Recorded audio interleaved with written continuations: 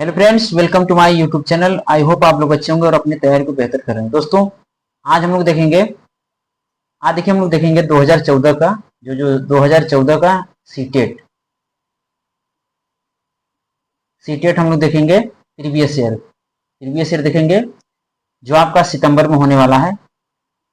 CTET सितंबर को ध्यान में रखते हुए सितंबर में देखिए, सितंबर में जो पेपर होने वाला है सीटेट का, उसी को ध्यान में रखते हुए हम लोग प्रीवियस ईयर चला रहे हैं। ठीक, चलिए तो आज हम लोग देखेंगे हिंदी के पेपर। हिंदी देखेंगे हम लोग। देखिए, इधर उधर बातें ना करेंगे ज्यादा और मेन मुद्दे पर। देखिए, इसमें पैराग्राफ दिया है, पैराग्राफ को आप पढ़ेंगे और अच्छे तरीके से क्वेश्चन का आंसर देने की कोशिश करेंगे।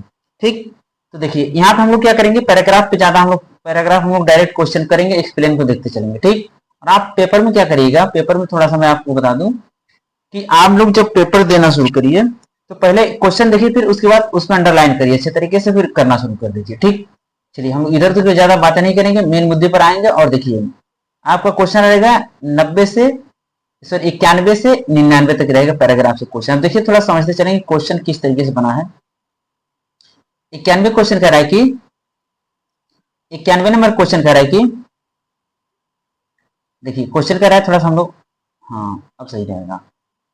कह रहे क्वेश्चन कि शिक्षा की बैंकीय अवधारणा शिक्षा को किस रूप में प्रस्तुत करती है। तो ऑप्शन आपका हो जाएगा बी राइट है, शिक्षा ज्ञान के लेन देन की प्रक्रिया। आप थोड़ा एक्सप्लेन को भी समझते चलेंगे, क्योंकि हम लोग पैराग्राफ जब नहीं पढ़ रहे हैं तो हम लोग एक्सप्लेन को अच्छे तरीके से कंसेप्ट को समझते चलेंगे। शिक्षा की बैंकीय अवधारणा शिक्षा को ज्ञान के लेन देन की प्रक्रिया माना जाता है। यह स्वयं को ज्ञानवान समझने वालों के लिए, यानी ज्ञानवान समझने वालों के द्वारा उन्हें प्रदान किया जाता है। उन्हें वे नितांत अज्ञानी मानते हैं। आई होप आपको समझ में आया होगा। चलिए आगे बढ़ते हैं हम लोग। क्वेश्चन नंबर 92 का है, देखिए कि गद्यांश के अनुसार छात्र अपनी किस वास्तविकता को नहीं जान पाते हैं। ठीक, तो ऑप्शन आपको अगर देखा जाए तो सी राइट हो जाएगा। कह रहे शिक्षक पूर्णतः शिक्षित नहीं है। अब एक्सप्लेन को देखेंगे अच्छे तरीके से समझ में आएगा। कह रहे गद्यांश के अनुसार छात्र शिक्षक पूर्णतः शिक्षित नहीं है, इस वास्तविकता को जान नहीं पाते हैं। शिक्षा अपने छात्रों के समक्ष स्वयं को एक आवश्यक विलोम के रूप में प्रस्तुत करता है। तो उम्मीद होगी चीज आपको समझ में आया होगा। आगे बढ़ते हैं हम लोग। क्वेश्चन नंबर 93 कह रहा है, देखिए कि इस गद्यांश के अनुसार करे शिक्षा की प्रक्रिया संपन्न होने के लिए अनिवार्य शर्त है। ठीक, अब देखिए समझते चलेंगे हम लोग चलेंगे अच्छे तरीके से। करे यहाँ पे ऑप्शन आपका राइट हो जाएगा ए। करे कि शिक्षक की उपस्थिति। अब एक्सप्लेन को थोड़ा समझेंगे। शिक्षा की प्रक्रिया संपन्न होने के लिए अनिवार्य शर्त है शिक्षक की उपस्थिति, यानी शिक्षक अगर प्रेजेंट रहेगा तो हमारा शिक्षा की प्रक्रिया अच्छे से संपन्न हो सकती है। आगे बढ़ते हैं हम लोग। क्वेश्चन नंबर 94 देखिए कह रहा है कि गद्यांश के अनुसार उत्पीड़न की विचारधारा की विशेषता क्या है। थोड़ा सा समझते चलेंगे। देखिए यहाँ पे थोड़ा समझते चलेंगे कौन सा ऑप्शन सही होना चाहिए। तो हम डायरेक्ट ऑप्शन पे चलेंगे। चलिए हमारा ऑप्शन इसमें देखिए कौन सही होना चाहिए। तो ऑप्शन बी आपका राइट हो जाएगा। ऑप्शन आपका बी राइट हो जाएगा। देखिए एक्सप्लेन को समझेंगे अच्छे से समझ में आ जाएगा। कह रहे शिक्षक श्रेष्ठ है और छात्रहीन है, यही उत्पीड़न की विचारधारा की विशेषता है। कह रहे कि हेगेलीय द्वंद्ववाद में वर्णित दासों की भांति अलगाव के शिकार होने के कारण अपने अज्ञान को शिक्षक के अस्तित्व का औचित्य सिद्ध करने वाला समझते हैं। आई होप आपको समझ में आया। आगे बढ़ते हम लोग। क्वेश्चन नंबर 95 कह रहा है कि गद्यांश में देश पर करारा व्यंग किया गया है। किस पे करारा व्यंग किया गया है। तो आपका हो जाएगा ऑप्शन डी राइट हो जाएगा, शिक्षक और छात्र के मध्य संबंध पे। ठीक, अब समझते चलेंगे इसको। उक्त गद्यांश में शिक्षक या छात्र के बीच संबंध पर करारा व्यंग किया गया है। इसमें यह भी कहा गया है कि दास तो यह जान लेता है कि मालिक का अस्तित्व उसके अस्तित्व पर निर्भर है, किंतु छात्र अपनी इस वास्तविकता को कभी नहीं जान पाता है कि वे शिक्षक को शिक्षित करते हैं। ठीक, उम्मीद होगी आपको ये चीज समझ में आएगा। आगे बढ़ेंगे हम लोग। क्वेश्चन नंबर 96 कह रहे जिज्ञासा शब्द से बनने वाला विशेषण क्या है? तो आपका हो जाएगा सी, राइट हो जाएगा जिज्ञासु। ठीक, चलिए आगे बढ़ेंगे हम लोग। क्वेश्चन नंबर 97 कह रहा है, देखिए एक ग्रामर से रिलेटेड है। कह रहा है कि किस शब्द में दो प्रत्ययों का प्रयोग हुआ है? अब देखा जाए तो यहाँ पे ऑप्शन ए राइट हो जाएगा वास्तविकता। अब थोड़ा समझते चलेंगे। वास्तविकता में दो प्रत्ययों का प्रयोग हुआ है, इक और ता।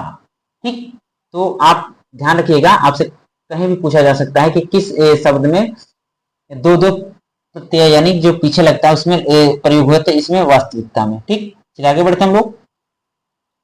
क्वेश्चन नंबर 98 कह रहा है कि प्रस्तुत गद्यांश में नितांत शब्द का अर्थ है, मतलब नितांत शब्द जो दिया है उसका अर्थ क्या है समझते चलेंगे। तो इसमें देखा जाए आपका डी राइट होगा बिल्कुल। अब थोड़ा समझते हैं यहाँ पे अच्छी तरीके से। प्रस्तुत गद्यांश में नितांत यानी जो नितांत शब्द है, नितांत शब्द का अर्थ है बिल्कुल, यहाँ बिल्कुल से लिया गया है। ठीक, और ज्ञान एक उपहार होता है जो स्वयं को ज्ञानवान समझने वालों के द्वारा उनको दिया जाता है, उन्हें वे नितांत अज्ञानी समझते हैं। तो उम्मीद होगी ये चीज आपको समझ में आया होगा। आगे बढ़ेंगे हम लोग। क्वेश्चन नंबर 99 उन्हें परम अज्ञानी मानकर वह अपने अस्तित्व का औचित्य सिद्ध करता है।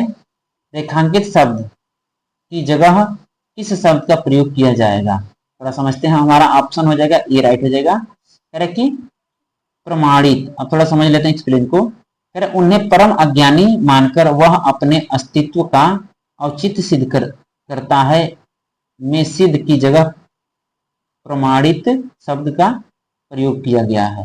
ठीक, उम्मीद होगी आपको समझ में आया होगा। ये था आप लोग का पैराग्राफ से क्वेश्चन। अब यहाँ से आता है, अब थोड़ा सा यहाँ समझते हैं अच्छी तरीके देखिए। अब यहाँ समझते हैं। कह रहे कि क्वेश्चन नंबर 100 कह रहे कहानी, कविता, गीतों और नाटकों के माध्यम से बच्चे क्या करते हैं? देखिए केवल वाले तो पहले आप हटा दीजिए, केवल जहां लिखे इसको पहले गलत काटिए, फिर अब बचा दो। आप देखिए केवल यहाँ भी है तो आपका ऑप्शन हो जाएगा सी। थोड़ा सा आप जो निगेटिव वर्ड है उसको अगर अच्छे से समझ जाएंगे तो आप आराम से कर जाएंगे। ठीक, केवल जहां रहेगा उसको हटा दीजिए। तो देखिए ऑप्शन ए, बी और डी में दिया है, तो जब ऑप्शन ए, बी, डी आप काटेंगे तो जाहिर सी बात है आपका सी आपका करेक्ट हो जाएगा। ठीक, कह रहे कि अपनी सांस्कृतिक धरोहर से जुड़ते हैं।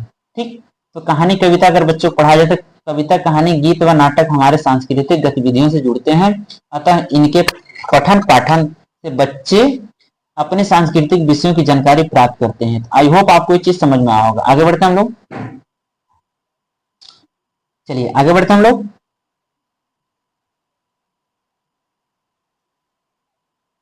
क्वेश्चन नंबर देखेंगे हम लोग। चलिए देखते हैं हम लोग इसको अच्छे तरीके से। ठीक, तो क्वेश्चन आपका कौन हो, इसमें देखिए आंसर हो जाएगा आपका डी राइट होगा।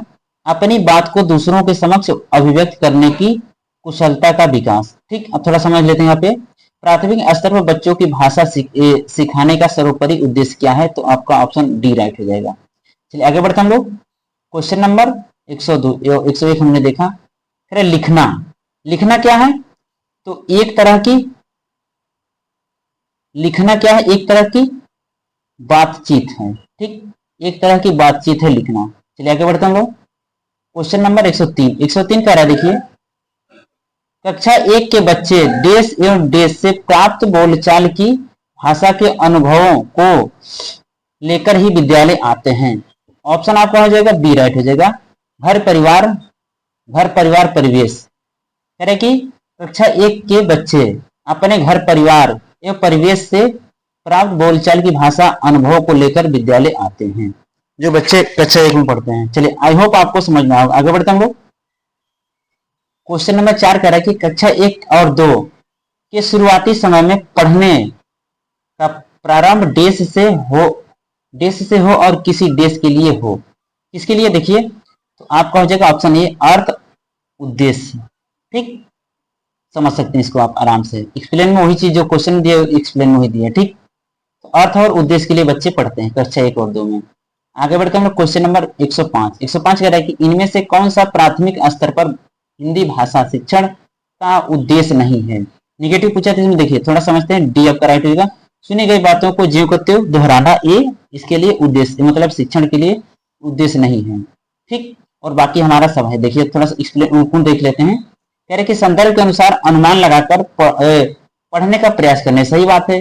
चित्रकारी को स्वयं की अभिव्यक्ति का माध्यम बनाना और बच्चों की घर की भाषा और स्कूल की भाषा में संबंध बनाते हुए विस्तार देना, यानी कि हमें उनके घर और भाषा और स्कूल की भाषा दोनों में संबंध बताते हुए उनको अच्छे तरीके से समझाने का प्रयास करना चाहिए। उम्मीद होगी ये चीज आपको समझ में आएगा। आगे बढ़ते हम लोग क्वेश्चन नंबर 106 कर रहा है कि भाषा कौशलों के संबंध में कौन सा कथन सही है। ठीक, इसमें देखिए आपका कौन सा ऑप्शन होना चाहिए, थोड़ा समझते चलेंगे। इसमें 106 के आपका ऑप्शन ए राइट हो जाएगा। भाषा के कौशल पढ़ना लिखना सुनना बोलना अतः संबंधित होते हैं। कथन कौशल से संबंध सही है। 107 देखते हैं हम लोग। भाषा देश और देश का एक उत्तम साधन है। किसका साधन भाई, देखिए तो आपका सी राइट हो जाएगा। सोचने महसूस करने चीजों से जुड़ने का एक उत्तम साधन है। उम्मीद होगी चीज आपको समझ में आया होगा। आगे बढ़ते हम लोग क्वेश्चन नंबर 108। भाषा सीखने की व्यवहारवादी दृष्टिकोण देश पर बल देता है। तो ऑप्शन अगर देखा जाए तो ये राइट हो जाएगा अनुकरण पे। ठीक, अनुकरण पर बल देता है। चलिए आगे बढ़ते हैं हम लोग क्वेश्चन नंबर 109। 109 कह रहा है कि नासिरा पढ़ते समय अनेक बार अटकती है, उसे पढ़ने में कठिनाई होती है।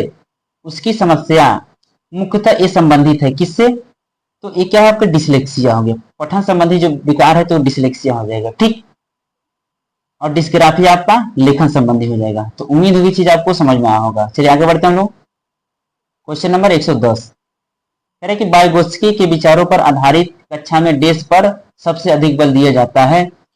तो अंतः क्रिया पर अगर देखा जाए तो डी आपका राइट हो जाएगा। परस्पर अंतः क्रिया पर बल सबसे ज्यादा दिया जाता है। ठीक, आगे बढ़ते हम लोग क्वेश्चन नंबर 111। 111 कह रहा है कि हमारी कक्षाओं में बच्चे भिन्न भिन्न भाषिक पृष्ठभूमि से आते हैं। तो इसका देखा जाए ऑप्शन अगर देखा जाए तो ये राइट हो जाएगा। कह रहे कि उनकी भाषाओं को भी कक्षा में सम्मान देना अनिवार्य है। ये चीज आप देख सकते हैं। चलिए आगे बढ़ते हम लोग क्वेश्चन नंबर 112। 112 कह रहा है कि इनमें से प्राथमिक स्तर पर भाषा आकलन का सर्वाधिक उचित तरीका है। तो ऑप्शन अगर देखा जाए तो बी आपका सबसे बेस्ट होगा। बी आपका राइट आंसर को देखिए, बच्चों को चित्र वर्णन और प्रश्न पूछने का अवसर देना चाहिए। ठीक, ये चीज आपका इसमें ऑप्शन में दिया, एक्सप्लेन में दिया, आप इसको देख सकते हैं।